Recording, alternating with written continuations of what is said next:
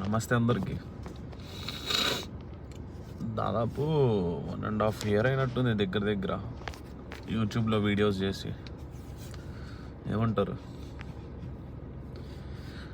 మీరు అడగచ్చు, బ్రో మీరు యూట్యూబ్లో వీడియోస్ అప్పుడు 4-5 చేసి బాగానే ఎక్స్ట్రాలు తెంగారు, ఇప్పుడు ఎందుకు చేయట్లేదని. కుదరట్లేదు అంతే. పార్ట్ టైం చేస్తుంటాం.